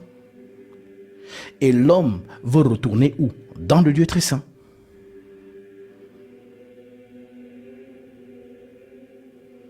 Alors, l'homme l'Adam, qui a donc péché par le biais de sa femme, va donc se séparer en petits morceaux. C'est vous tous qui habitez sur terre. Oui, toi qui me regardes là, tu es descendant d'Adam. Ne cherche pas Adam autre part, c'est toi. C'est pas moi qui dis. T'inquiète, il va t'expliquer ça. Écoute ce qu'il dit. C'est pourquoi il est écrit, le premier homme, Adam, devint une âme vivante. Le dernier Adam devint un esprit vivifiant. Mais ce qui est spirituel n'est pas le premier, c'est ce qui est animal. Ce qui est spirituel vient ensuite. Le premier homme tiré de la terre est terrestre. Le second homme est du ciel. Tel est le terrestre, singulier, tels sont aussi les terrestres. Tu es un terrestre, descendant d'Adam. Maintenant, on te dit, tels sont aussi le céleste au singulier, tel est aussi le céleste, tels sont aussi les célestes. Et c'est ce que Paul va vous expliquer autre part. De la manière que vous avez porté le corps animal, c'est aussi comme ça que vous allez porter le corps spirituel. Donc, représentant d'Adam sur la terre, c'est nous. Et nous allons donc quitter l'état d'Adam corporel à l'état d'Adam spirituel. Âme vivifiant, esprit vivifiant.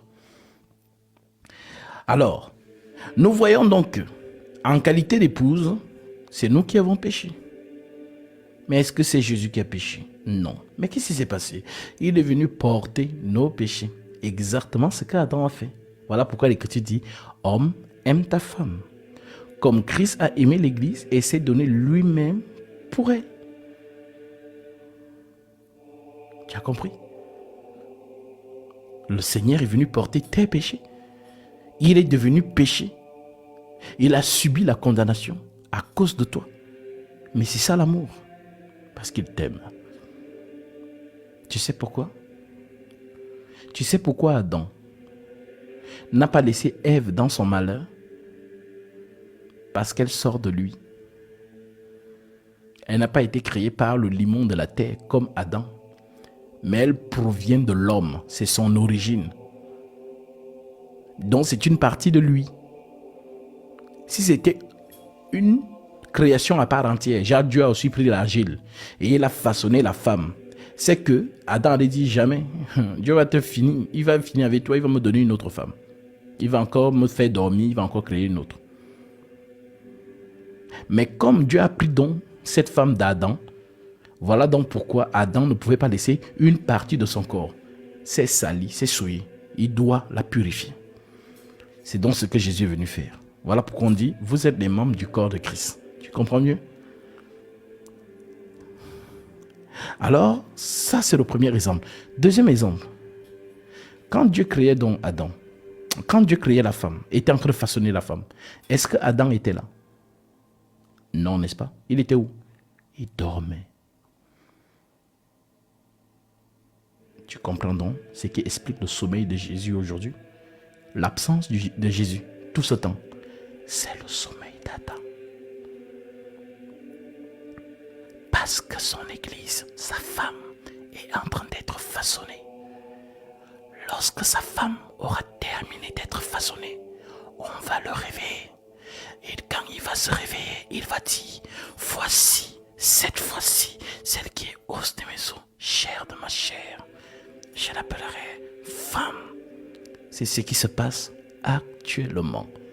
Le Saint-Esprit, Dieu, est en train de façonner la femme du second Adam, qui n'est pas là. Il dort. Donc, quand on dit dort, c'est pas que Jésus est en train de dormir quelque part. Je suis en train de t'expliquer l'absence de Jésus. Comme l'absence d'Adam pendant que Dieu façonnait la femme. Quand la femme s'est réveillée, elle a vu Adam. Mais est-ce qu'Adam l'a vu? Non. C'est quand il se réveille, Dieu lui dit, ah, bon, Adam, ah, non, voici, cette fois-ci. C'est donc ce qui va se passer avec notre maître. C'est ce que vous appelez communément enlèvement ou encore mariage. Le mariage, c'est être comme lui, même chose, 2 gouttes d'eau. Et je soutiens ça avec une écriture. 1 Jean chapitre 3 verset 1. Lisons. L'écriture dit donc, 1 Jean 3, 1. Voyez quel amour le Père nous a témoigné, pour que nous soyons appelés enfants de Dieu. Et nous le sommes. Si le monde ne nous connaît pas, c'est qu'il ne l'a pas connu. Bien-aimés, nous sommes maintenant enfants de Dieu. Et ce que nous serons n'a pas encore été manifesté. Mais nous savons que lorsque cela sera manifesté, nous serons semblables à lui. Nous serons semblables à lui. Parce que nous le verrons tel qu'il est, semblable. La femme est une aide semblable pour l'homme. Semblable, ça veut dire les mêmes choses. Vous vous ressemblez.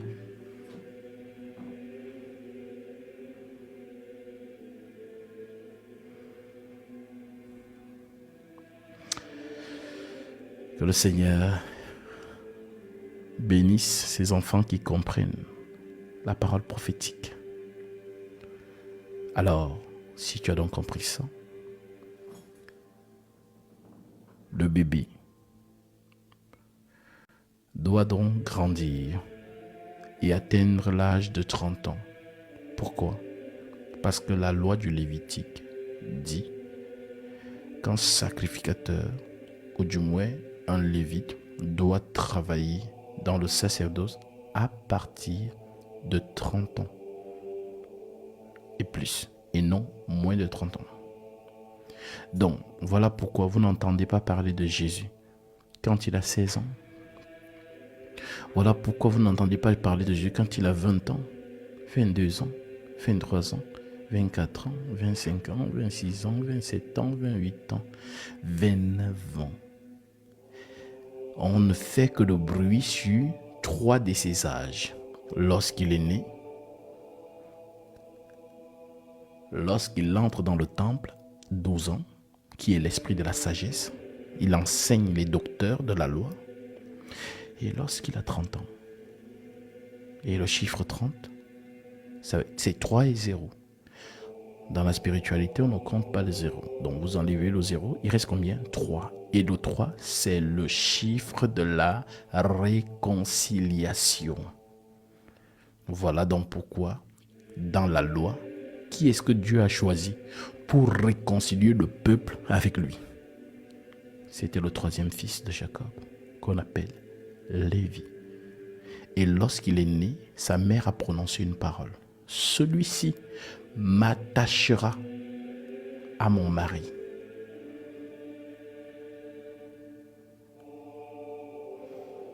Il y a des gens qui me regardent comme ça, mais attends, c'est écrit où? Je vais chercher, je te donne. Que Dieu te bénisse, Emmanuel, pour ton offrande.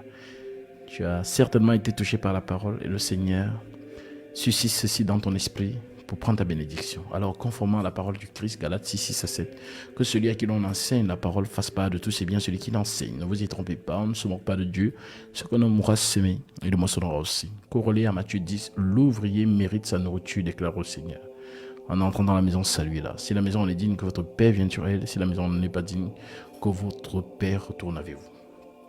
Tu en es digne, car ce que tu as donné, je vais manger, comme les 3 hommes ont mangé chez Abraham, et la bénédiction est entrée dans sa demeure. Alors que par cette offrande, le Seigneur t'accorde ce que ton cœur désire, lui qui connaît tes priorités d'alliance et qui déverse en toi ses dons spirituels. Au nom de Jésus-Christ, sois abondamment béni. Shalom. Alors, je vous cherche le verset de ce que la mère de Lévi a dit lorsqu'il est sorti du ventre.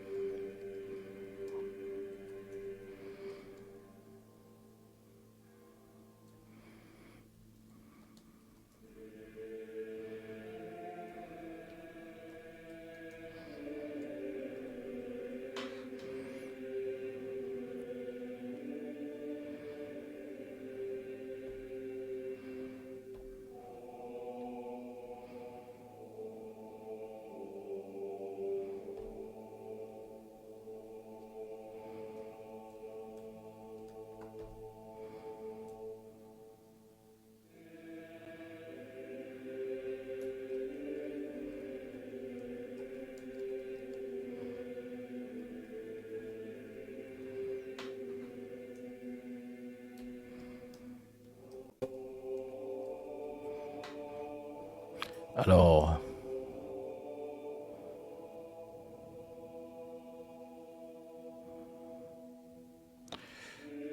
nous prenons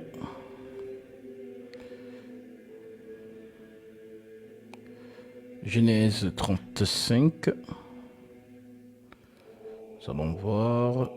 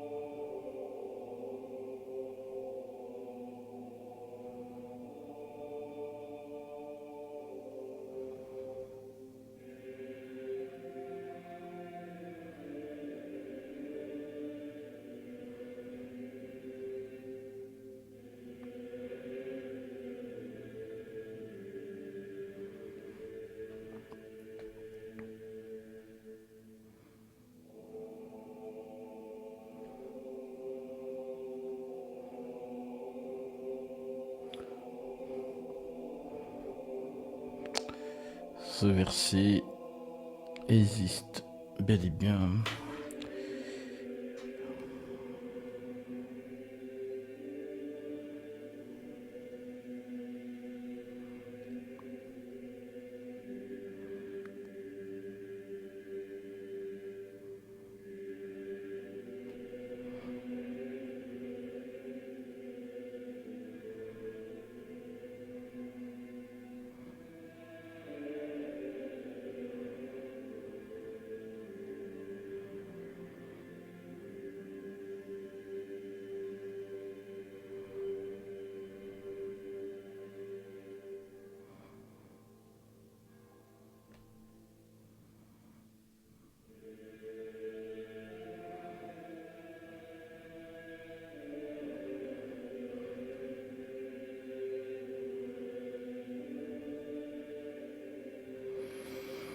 Bila, servante de Rachel, enceinte, enfanta, Zilpa, Léa, qu'elle se sent, Jacob, suit, Rachel dit à Léa, donne-moi, je te prie, les mandragores, Exosaléum, donna solaire, et devint encore enceinte et enfanta un sixième. Jacob, Léa dit, tu m'as fait un beau, Zabulon. Rachel, elle devint enceinte et enfanta en le propre.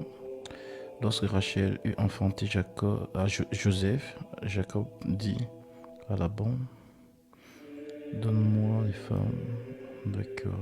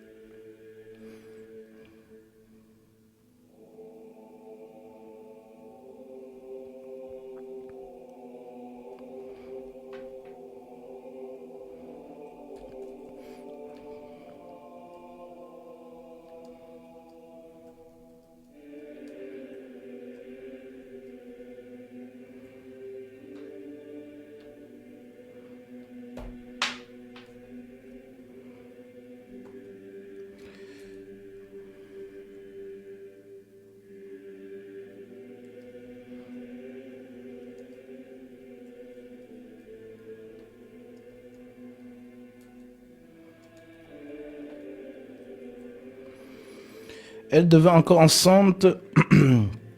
Oui. Genèse 29, 35. L'Écriture déclare,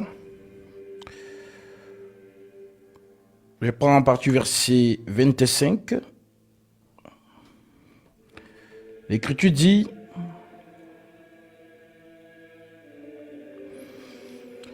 le lendemain matin, voilà que c'était Léa.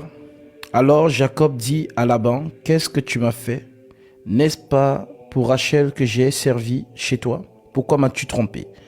Laban dit, ce n'est point la coutume dans ce lieu de donner la cadette avant l'aînée. Achève la semaine avec celle-ci et nous te donnerons aussi l'autre pour le service que tu feras encore chez moi pendant 7 nouvelles années. Jacob fit ainsi et il acheva la semaine avec Léa, puis Laban lui donna pour femme Rachel, sa fille. Et Laban donna pour servante à Rachel, sa fille Bila, sa servante. Jacob alla aussi vers Rachel, qu'il aimait plus que Léa. Et il servit encore chez Laban pendant 7 nouvelles années.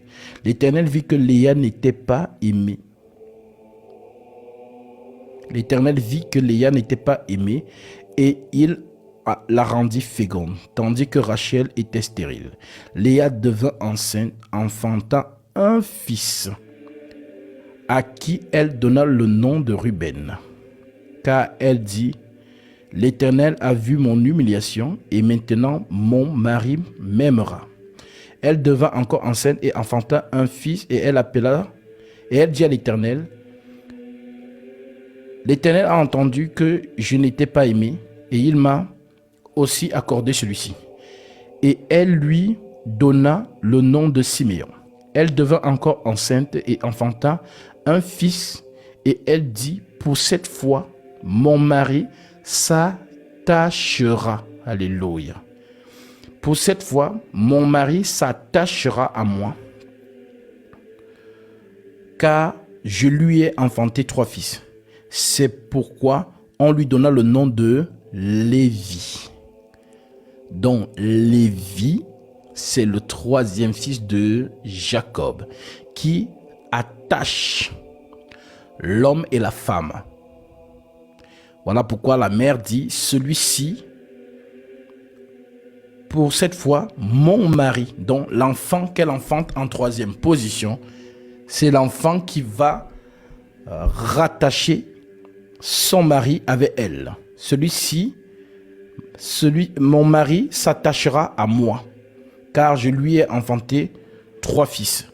C'est pourquoi on lui donna le nom de Lévi. Donc, le ministère de l'attachement, parce que attacher, c'est joindre ou réconcilier, parce que Léa n'était pas aimée. Donc, le 3e fils, c'est donc lui que Dieu choisit pour donner le sacerdoce en Israël. Voilà donc pourquoi c'est Lévi qui fait le service pour le peuple. En d'autres termes, qui rattache le peuple de Dieu avec son Dieu. Donc, lorsque Paul vient expliquer ça dans les épîtres, Paul explique que Jésus nous a réconciliés. Le ministère de la réconciliation.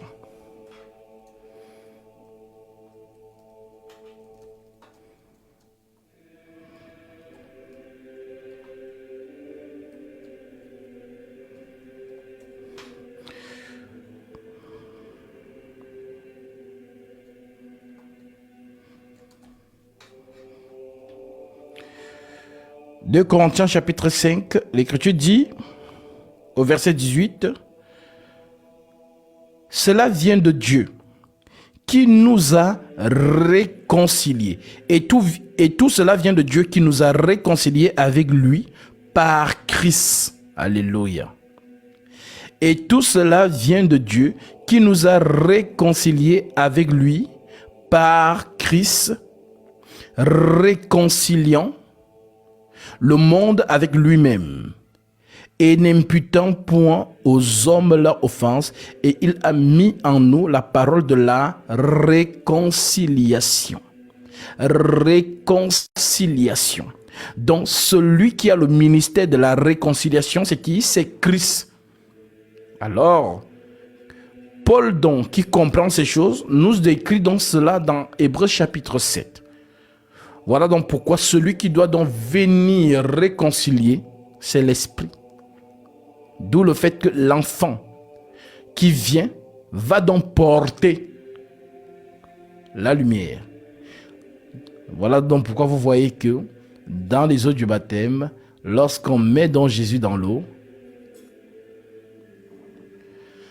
la lumière ou encore le souverain sacrificateur vient donc entrer dans sa maison et réconcilie par son corps, la chair, Dieu avec son peuple. Voilà donc on va dire, les émincés, parce que je ne suis pas entré dans les profondeurs. Voilà, c'était l'avant-goût pour peut-être notre co-débatteur y arriver. Non, il n'est pas encore là. Donc, nous allons encore lui donner 10 petites minutes pour pouvoir débattre sur ce sujet. Qui est l'ange Gabriel? Donnons-lui 10 minutes.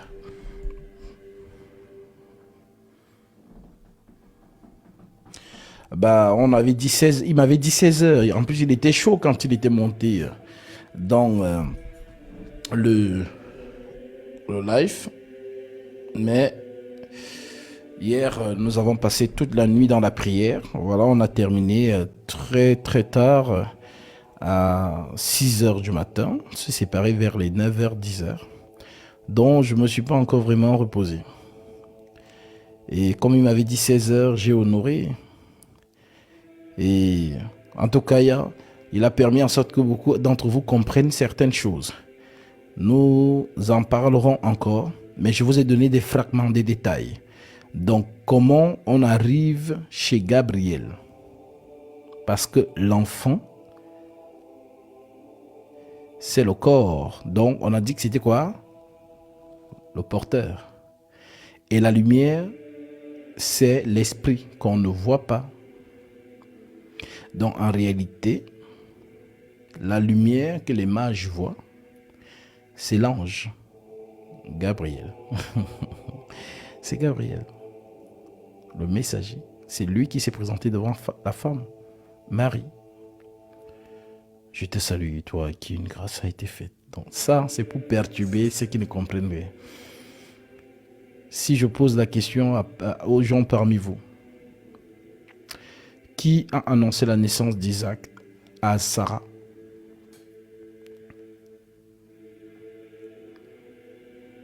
C'est qui? Qui est venu et a dit à Sarah qu'elle sera enceinte? C'est qui? Il ne faut pas avoir peur. Il faut écrire dans les commentaires. Qui?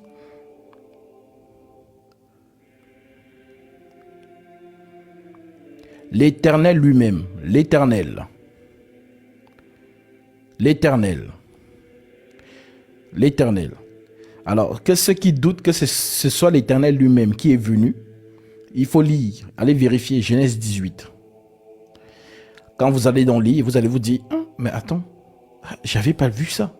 Attends, c'est Dieu lui-même qui est venu et qui a annoncé que Isaac sera... Mais qui est Isaac pour que Dieu lui-même vienne comme messager?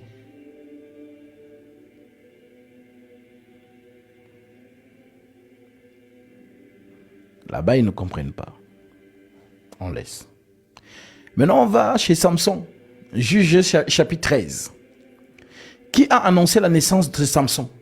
Qui a annoncé la naissance de Samson? Qui s'est fait office de messager pour annoncer la naissance de Samson? L'Éternel. L'Éternel.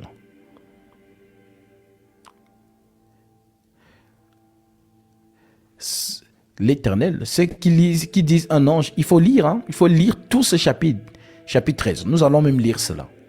Voilà, comme ça, les paresseux qui n'aiment pas lire là. Parce qu'il y a beaucoup de chrétiens, ils disent qu'ils sont chrétiens, mais la lecture avec eux, non, honnêtement, c'est-à-dire, elle est plus zélée dans les causeries avec sa copine que d'ouvrir sa Bible et de lire. Elle ne lit pas. Vous vous mentez à vous-même. D'ailleurs, vous n'êtes pas chrétienne. Vous n'êtes pas chrétien. Vous vous mentez à vous-même. Vous vous mentez à vous-même.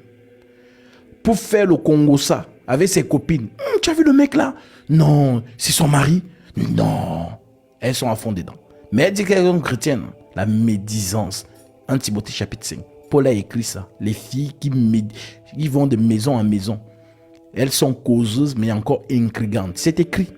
1 Timothée chapitre 5, à partir du verset 11. Allez lire, vous allez voir ça. Mais quand il faut lire que non, j'ai entendu ça, il veut faire des recherches, tu ne vas pas les voir là-bas. Alors, nous allons voir donc qui a annoncé la naissance de Samson. Nous allons lire phrase par phrase. Voilà, parce que on a dit que c'est l'Éternel qui a annoncé la naissance d'Isaac. Ça ne choque personne, n'est-ce pas? Ok. On prend donc Juge, chapitre 13, verset 1. Les enfants d'Israël firent encore ce qui déplaît à l'Éternel, et l'Éternel les livra entre les mains des Philistins pendant 40 ans. Il y avait un homme de Soréa, de la famille des Danites, et qui s'appelait Manoach. Dans d'autres versions, Manoach. Donc, sa femme était stérile et n'enfanta pas. Comme qui? Sarah. Ouais, c'est le même scénario. Un ange de l'Éternel apparut à la femme. Un ange de qui? De l'Éternel. On va comprendre c'est qui. On continue à lire. Un ange de l'Éternel apparut à la femme. Et il lui dit, voici tu es stérile et tu n'as point d'enfant. Tu deviendras enceinte et tu enfanteras un fils. Maintenant, prends bien garde de boire ni vin, ni liqueur forte, et de ne manger rien d'impur, car tu vas devenir enceinte. Et tu enfanteras un fils. Le rasoir ne passera point sur sa tête, parce que cet enfant sera consacré à Dieu.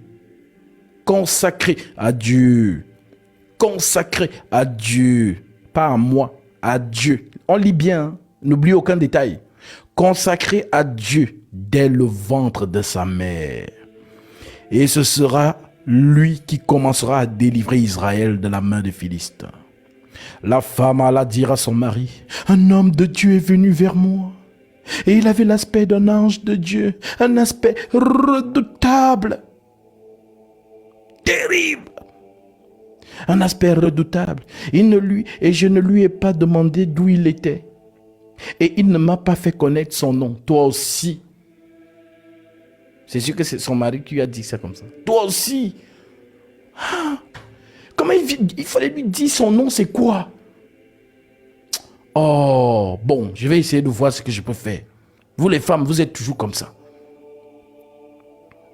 Oh. Mais il m'a dit, tu vas devenir enceinte et tu enfanteras un fils. Et maintenant, ne bois ni vin, ni liqueur forte, et ne mange rien d'impur, parce que cet enfant sera consacré à Dieu dès le ventre de sa mère, jusqu'au jour de sa mort. Verset 8. Manoach fit cette prière à l'Éternel. Ah, Seigneur. Ma femme n'a rien retenu de ce que tu as dit. Donc, vraiment, comme j'ai raté la scène, je ne sais pas si tu peux... Manoach fit cette prière à l'Éternel. Ah, Seigneur, que l'homme de Dieu que tu as envoyé vienne encore vers nous et qu'il nous enseigne ce que nous devons faire pour l'enfant qui naîtra. Dieu exauça la prière de Manoach et l'ange de Dieu vint encore vers la femme, toujours vers la femme. Elle était assise dans un champ et Manoach, son mari, n'était pas avec elle. Elle courut promptement donner cette nouvelle à son mari et lui dit, « Voici, l'homme qui était venu l'autre jour vers moi m'est apparu. » Manoach se leva, suivit sa femme et alla vers l'homme et lui dit. Regardez vraiment comment les hommes sont lucides. Non, Manoach, tu es garçon même. Oui, Manoach. Regardez comment Manoach va parler. Manoach se leva, suivit sa femme, alla vers l'homme et lui dit, « Est-ce toi qui as parlé à cette femme? » Manoach est intelligent. Si ta parole. Il n'a pas dit si la parole de Dieu qui t'a envoyé s'accomplit. Il dit si ta... Donc c'est pour savoir si ta parole. Il veut que l'ange rectifie. Voilà. Verset 13. L'ange de l'Éternel répondit. Ah, c'est qui? L'ange de l'Éternel répondit à Manoach. La femme s'abstiendra de tout ce que je lui ai dit. Elle ne goûtera d'aucun produit de la vigne. Elle ne boira ni vin ni liqueur forte. Elle ne mangera rien d'impur. Elle observera tout ce que je lui ai prescrit. Manoach dit à l'ange de l'Éternel, permets-nous de te retenir et de t'apprêter en chevreuil. Ah oui, parce que c'est coutume chez les Juifs, lorsqu'un homme de Dieu entre chez toi, si tu veux ta bénédiction, qu'il mange ou bien qu'il reçoive quelque chose de ta part. S'il prend juste ça, la bénédiction viendra. C'est ce qu'il essaie de faire. Permets-nous de te retenir et de t'apprêter en chevreuil. L'ange de l'Éternel répondit à Manoach, quand tu me retiendrais, je ne mangerai pas ton mets. Pourquoi? Parce qu'il sait ce que Manoach veut. Mais il a déjà donné à Manoach ce qu'il veut. Parce que Manoach ne pouvait pas s'attendre que sa femme tombe enceinte. Elle est stérile, vous n'avez pas oublié.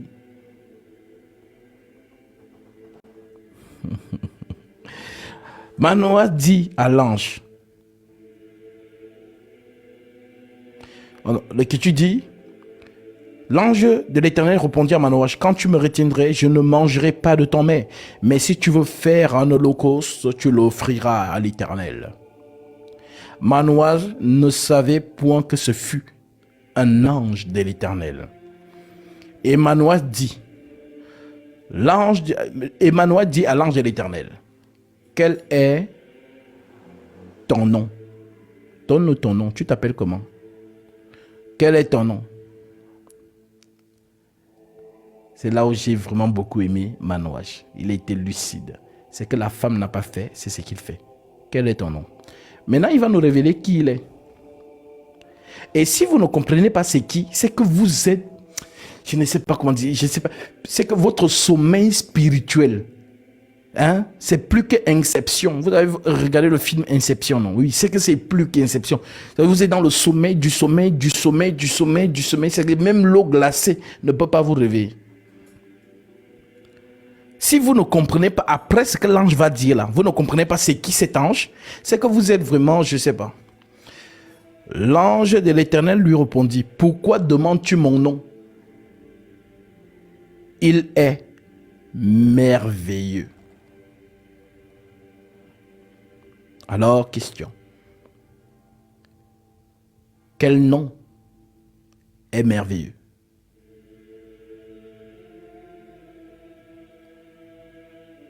Pourquoi demandes-tu mon nom? Il est merveilleux. Alors toi chrétien, lui, toi qui me regardes là, toi chrétien, quel est le nom merveilleux que tu connais?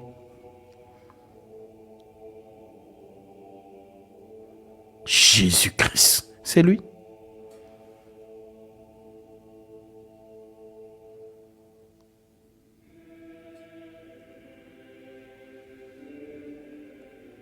C'est lui. Tu n'es pas convaincu? Ben, je continue la lecture.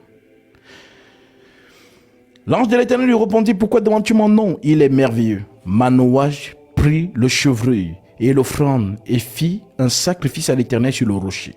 Il s'opéra un prodige pendant que Manoah et sa femme regardaient. Comme la flamme montait de dessus l'autel vers le ciel, l'ange de l'Éternel monta dans la flamme de l'autel. À cette vue, Manoah et sa femme tombèrent la face contre terre, prosternés. L'ange de l'Éternel n'apparut plus à Manoah et à sa femme. Alors Manoah comprit que c'était l'ange de l'Éternel.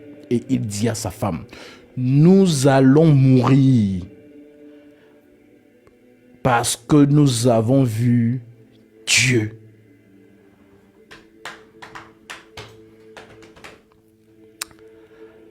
C'est bon comme le piment.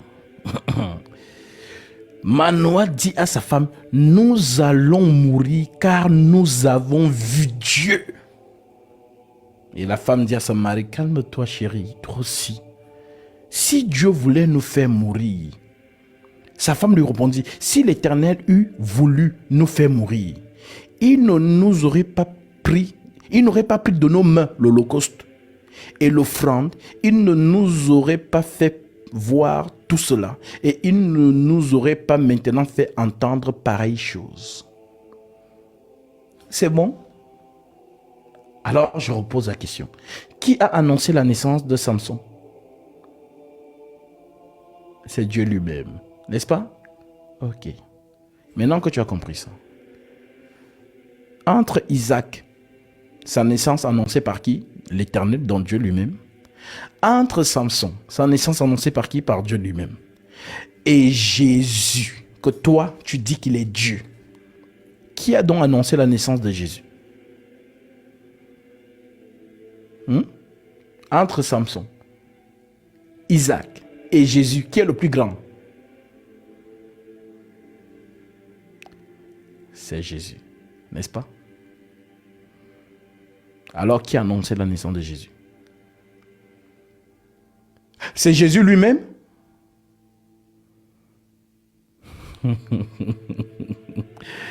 Gabriel, c'est votre Seigneur Jésus-Christ. Tu ne savais pas? Jésus-Christ, c'est lui Gabriel. Ça là, si tu es de Dieu, tu comprendras. Si tu n'es pas de Dieu, tu ne comprendras jamais ce mystère.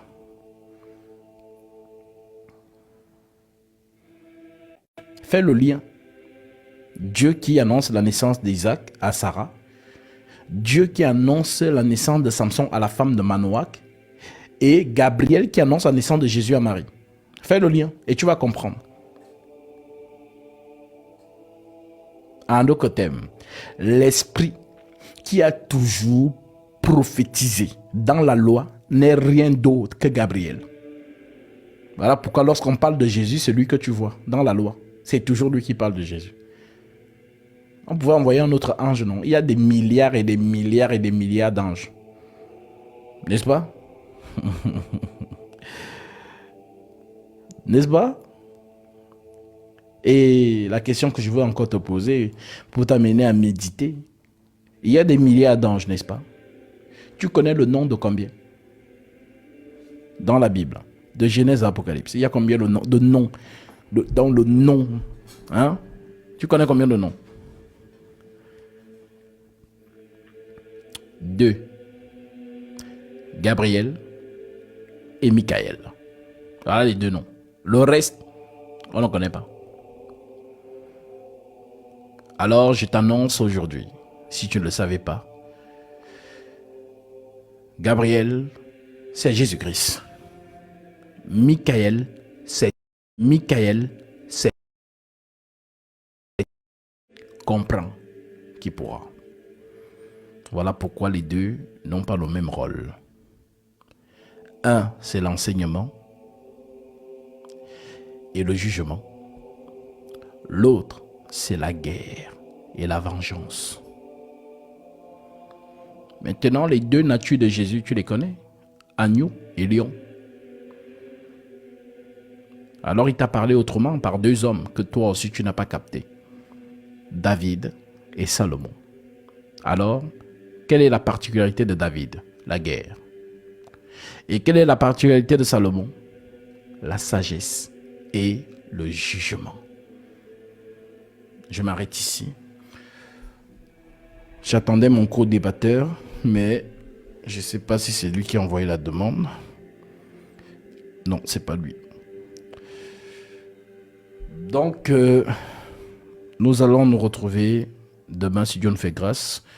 J'ai un baptême prévu par la grâce de Dieu. Une âme a été touchée et je dois me rendre disponible pour cette âme lundi, donc demain, 10h. Tant que le Seigneur soit encore glorifié. Et puis, que Dieu vous bénisse encore. Notre co-débatteur n'est pas venu.